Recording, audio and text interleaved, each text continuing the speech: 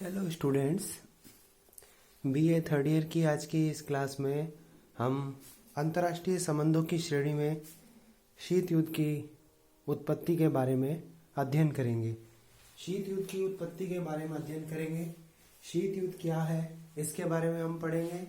जैसा कि पहले मैंने आपको बताया था कि अंतर्राष्ट्रीय संबंध जो है वो एक देश या विभिन्न देशों के अपने पड़ोसी देशों के साथ या विश्व के अन्य देशों के साथ जो राजनीतिक, आर्थिक, सामरिक जो संबंध होते हैं उनको हम अंतर्राष्ट्रीय संबंधों की श्रेणी में रखते हैं। आज इसी श्रेणी में हम पढ़ने वाले हैं शीत युद्ध के बारे में। शीत युद्ध जैसे कि नाम से स्पष्ट होता है कि एक ऐसा युद्ध है जिसको हम वैचारिक संघर्ष कह सकते हैं, और ये वैचारिक संघर्ष जो है वो लोगों के मस्तिष्कों में चलता रहता है। ऊपर से युद्ध की जैसी स्थिति नहीं लगती, लेकिन वास्तव में वो युद्ध की स्थिति होती है और वास्तविक युद्ध कभी भी हो सकता है। इस तरह की चीज है शीत युद्ध। तो द्वितीय विश्व युद्ध के बाद विश्व में दो शक्तियां रही। जैसे कि प्रथम विश्व युद्ध के बाद में ब्रिटेन और फ्रांस दो शक्तियां रही थी, वैसे ही द्वितीय विश्व युद्ध के बाद अमेरिका और सोवियत संघ जो थे वो दो महाशक्तियां बनकर उभरे थे। इन दो महाशक्तियों के आपसी संबंधों को अभिव्यक्त करने वाला सबसे ज्यादा उपयुक्त शब्द है शीत युद्ध। मतलब द्वितीय विश्व युद्ध के बाद में कोई शब्द अगर दो महाशक्तियों के संबंधों को स्पष्ट करता है तो वो शब्द कौन सा है? शीत युद्ध। द्वितीय विश्व युद्ध से पूर्व अमेरिका और सोवियत संघ में बुनियादी मतभेद थे, फिर भी युद्ध के दौरान उनमें मित्रतापूर्ण संबंध दिखाई दिए थे। लेकिन द्वितीय विश्व युद्ध के बाद सोवियत संघ अमेरिकी संबंधों में कटुता, तनाव, वैमनस्य, मनोमालिन्य में वृद्धि होती गई। मतलब शीत युद्ध का नाम क्या है? कटुता, तनाव और पारस्परिक वैमनस्य। ये तीन शब्द जो है, कटुता, तनाव और पारस्परिक वैमनस्य, ये शीत युद्ध को अभिव्यक्त करते हैं। देखिए, इसके बाद दोनों महाशक्तियों में राजनीतिक प्रचार का तुमुल संग्राम छिड़ गया और दोनों एक दूसरे का विरोध, आलोचना सर्वत्र अपना प्रसार करने में लग गए। सोवियत संघ अमेरिकी कटुतापूर्ण संबंधों ने संपूर्ण विश्व को दो विरोधी गुटों में विभाजित कर दिया।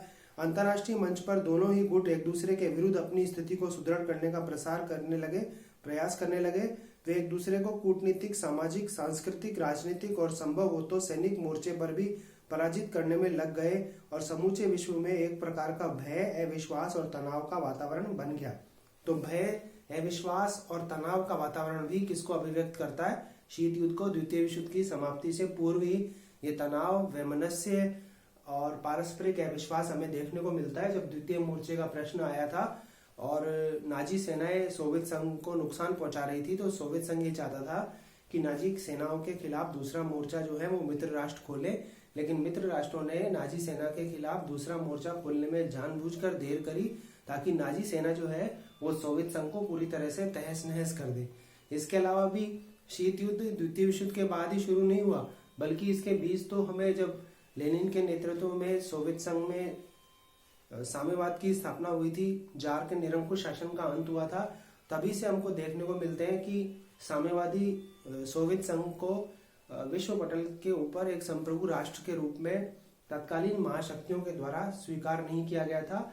और बमुश्किल जाकर 1924, 1926 और 1933 के वर्षों में जाकर उसे एक संप्रभु राष्ट्र के रूप में माना गया था। तो विचारधारा जो थी वो साम्यवाद थी, और दूसरी तरफ जो उसको मान्यता देने वाले देश थे वो कौन थे? पूंजीवादी देश थे, जो सहज रूप में उसको स्वीकार नहीं कर रहे थे एक संप्रभु राष्ट्र के रूप में।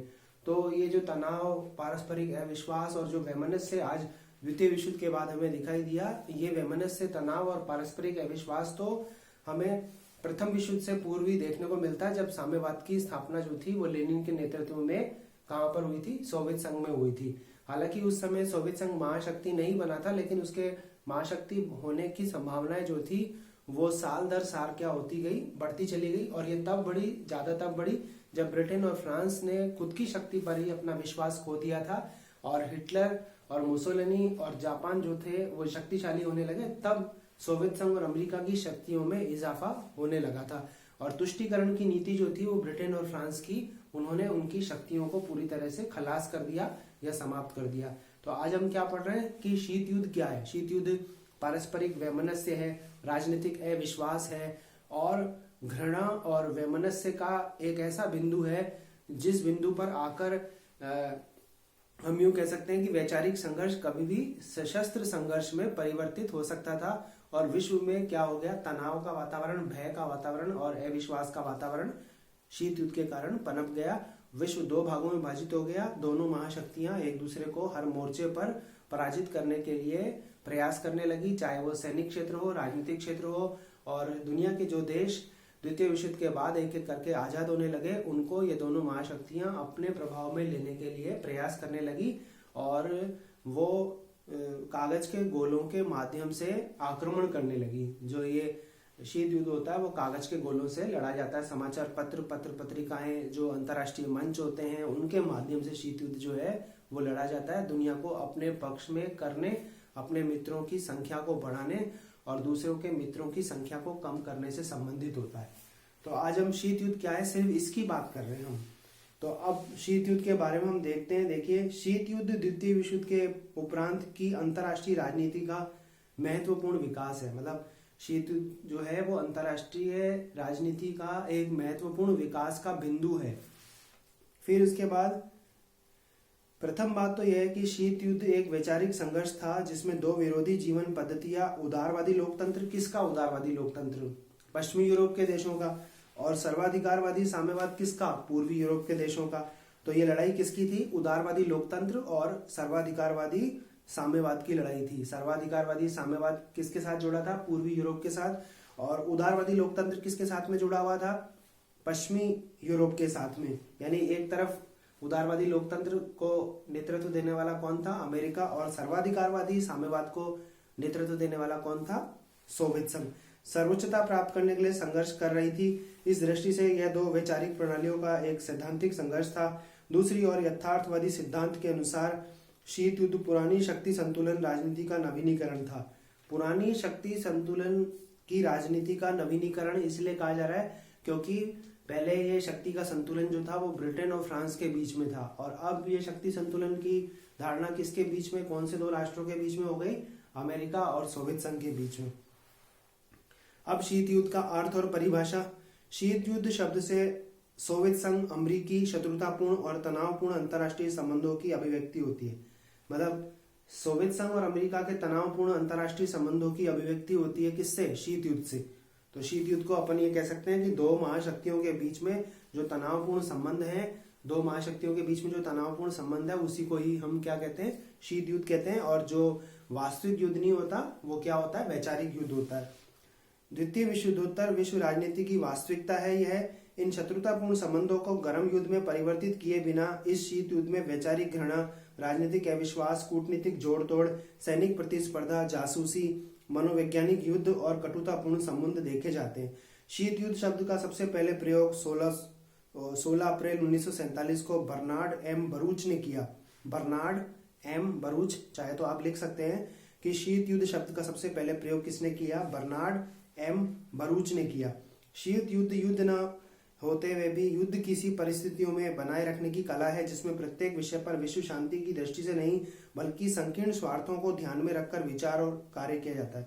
मतलब शीत युद्ध में विश्व में कोई संकट अगर खड़ा हो तो शीत युद्ध में क्या होता है कि महाशक्तियां विश्व के हित के बारे में नहीं सोचती, अपने हितों को ध्यान में रखकर वो उस संकट के ऊपर विचार करती है। मतलब उसके ऊपर उनका कितना लाभ और कितनी हानि है और वो कितने लोगों को अपने पक्ष में कर सकते हैं, उस चीज को ध्यान में रखकर होती है राजनीति। तो शीत युद्ध संकीर्ण स्वार्थों की पूर्ति से संबंधित है, वैश्विक हितों की पूर्ति से संबंधित नहीं है।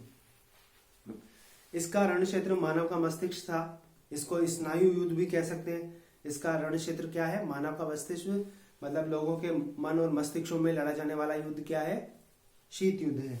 शीत युद्ध एक प्रकार का वाक युद्ध था जिसे कागज के गोलों, पत्र पत्रिकाओं, रेडियो तथा प्रचार के साधनों से लड़ा गया।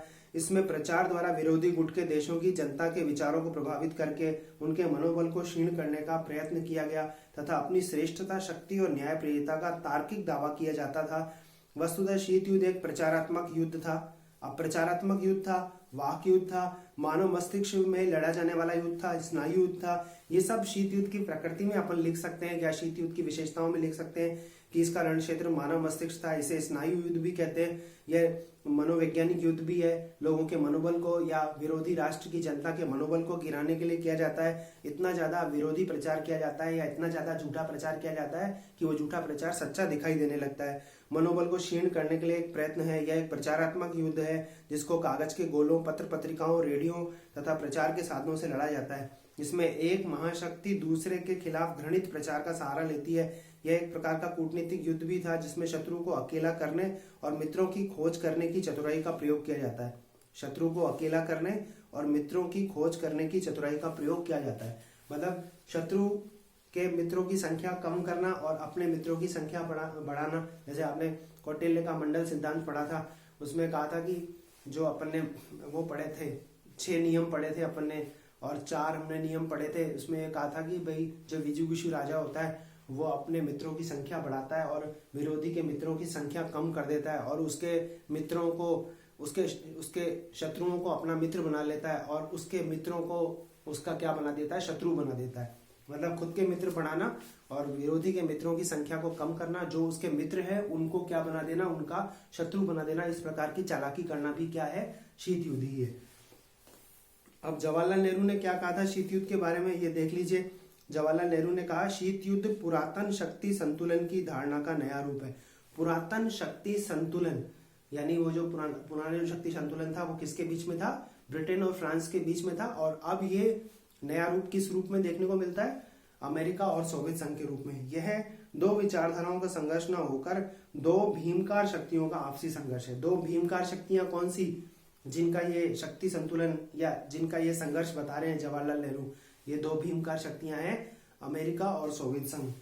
फिर उसके बाद केपीएस मेमन ने कहा, शीत युद्ध जैसा कि विश्व ने अनुभव किया दो विचारधाराओं, दो पद्धतियों, दो गुटों, दो राज्यों, और जब वह अपनी पराकाष्ठा पर था तो दो व्यक्तियों के मध्य उग्र संघर्ष था। दो विचारधाराएं थी, पूंजीवाद और साम्यवाद। दो पद्धतियां थी, संसदीय लोकतंत्र और जनवादी जनतंत्र, बुजुर्गा जनतंत्र और सरवरा वर्ग की तानाशाही। दो गुट थे, नाटो और वार्सा, ये सैनिक संगठन थे। दो राज्य थे, अमेरिका और सोवियत संघ, और दो व्यक्ति थे, स्टालिन और Dulles, John foster Dulles. Dulles विदेश मंत्री हुआ करते थे अमेरिका के, और बाद में हम इसके बारे में पढ़ेंगे। शीत युद्ध जैसा कि विश्व ने अनुभव किया दो विचारधाराओं, दो पद्धतियों, दो गुटों, दो राज्यों, और जब यह अपनी पराकाष्ठा पर था तो दो व्यक्तियों के मध्य उग्र संघर्ष था। दो विचारधाराएं थी, पूंजीवाद और साम्यवाद। दो पद्धतियां थी, संसदीय लोकतंत्र और जनवादी जनतंत्र, बुजुर्गा जनतंत्र और सर्वाधिकारी वर्ग की तानाशाही। दो सैनिक गुट थे, नाटो और वार्सा पैक्ट। दो राज्य थे, अमेरिका और सोवियत संघ, इनके बीच में संघर्ष था। अब देखिए डलेस ने क्या कहा, शीत युद्ध नैतिक दृष्टि से धर्म युद्ध था। अच्छाइयों के लिए बुराइयों के विरुद्ध, सत्य के लिए गलतियों के विरुद्ध और धर्म प्राण लोगों के लिए नास्तिकों के विरुद्ध संघर्ष था। लुई हॉले ने अपनी पुस्तक the cold war as history, ये पूछा हुआ प्रश्न है, ये रचना किसकी है, the cold war as history, 1967 में लिखा है कि शीत युद्ध परमाणु युग में एक ऐसी तनावपूर्ण स्थिति है जो शस्त्र युद्ध से एकदम भिन्न था, किंतु उससे अधिक भयानक था। यह एक ऐसा युद्ध था जिसने अंतर्राष्ट्रीय समस्याओं का समाधान करने के स्थान पर उन्हें उलझा दिया। विश्व के सभी देश और सभी समस्याएं, चाहे वह वियतनाम हो, कश्मीर हो, कोरिया हो, अरब इजराइल संघर्ष हो, सभी शीत युद्ध में मोहरों की तरह प्रयुक्त किए गए। मतलब द्वितीय विश्व युद्ध के बाद सबसे पहले हमने कोरिया संघर्ष देखा, फिर हिंद चीन की समस्या देखी हमने, कांगो का एकीकरण हमने देखा, और अरब इजराइल संघर्ष के बारे में भी पढ़ा, अफगानिस्तान का भी संकट देखा। तो ये जो स्थान थे वो ऐसे स्थान थे जहां पर महाशक्तियां एक दूसरे से उलझ गई और एक ने एक पक्ष का और दूसरे ने दूसरे पक्ष का साथ दिया, और उन्होंने क्या किया, इन समस्याओं को अपने हितों के संदर्भ में सुलझाने का प्रयास किया, या उन्होंने क्या किया, एक दूसरे के विरोधी गुटों को परस्पर सहयोग दिया, और ये जो संकट था सुलझने की बजाय और भी क्या हो गया, बढ़ गया। जैसे कश्मीर की समस्या थी तो कश्मीर की समस्या के संदर्भ में अमेरिका पाकिस्तान के साथ में रहा, सोवियत संघ भारत के साथ में रहा। उत्तर कोरिया की तरफ कौन था, सोवियत संघ था। दक्षिण कोरिया की तरफ कौन था, अमेरिका था। तो इस तरह की चीजें हमने देखी कि जो वैश्विक संकट जो कभी भी तृतीय विश्व युद्ध के रूप में बदल सकते थे, उनमें इन दोनों महाशक्तियों ने एक पक्ष का समर्थन किया और एक पक्ष का विरोध किया। तो अंतर्राष्ट्रीय समस्याओं के समाधान के लिए ये राष्ट्र आगे तो बढ़े, लेकिन उन समस्याओं का वो अपने देश के हित के संदर्भ में समाधान कराने के इच्छुक रहे। ठीक है, फिर उसके बाद में इसके लक्षण देख लीजिए, शीत युद्ध के लक्षण। शीत युद्ध दो सिद्धांतों का ही नहीं, दो भीमकार शक्तियों सोवियत संघ और अमेरिका का संघर्ष था। दो सिद्धांतों की लड़ाई नहीं, मतलब साम्यवाद और पूंजीवाद की लड़ाई नहीं थी, बल्कि ये अमेरिका और सोवियत संघ की लड़ाई थी। यह वाक युद्ध था, और यह वाक युद्ध किससे लड़ा गया? प्रचार से, गुप्तचरी से, सैनिक हस्तक्षेप से, सैनिक संधियों से। दोनों शिविरों के मध्य तनावपूर्ण संबंधों की स्थिति को शीत युद्ध कहा गया। यह गर्म युद्ध से भी अधिक भयानक था, क्योंकि वाक युद्ध कभी भी किसमें बदल सकता था? शस्त्र युद्ध में बदल सकता था, और पता ही नहीं चल सकता था कि कब युद्ध वास्तविक, मतलब कब वाक युद्ध वास्तविक युद्ध में परिवर्तित हो जाता। तो उसमें दोनों राष्ट्रों के लिए संभल पाना मुश्किल था। इसे मस्तिष्क में युद्ध के विचारों को प्रश्रय देने वाला युद्ध कहा गया। मतलब इसका जो रण क्षेत्र था वो क्या था? मानव का मस्तिष्क था। तो इस तरीके से ये शीत युद्ध है आपके सामने। मैंने आज आपको बताया कि द्वितीय विश्व युद्ध के बाद वाक युद्ध जो था, विचारों का जो संघर्ष था, राजनीतिक अविश्वास जो था, उसको क्या कहा गया? शीत युद्ध कहा गया। और अंतरराष्ट्रीय राजनीति का एक प्रमुख लक्षण था शीत युद्ध, जिसके बारे में आज हम चर्चा कर रहे थे। कल हम शीत युद्ध की उत्पत्ति के कारणों पर हम चर्चा करेंगे।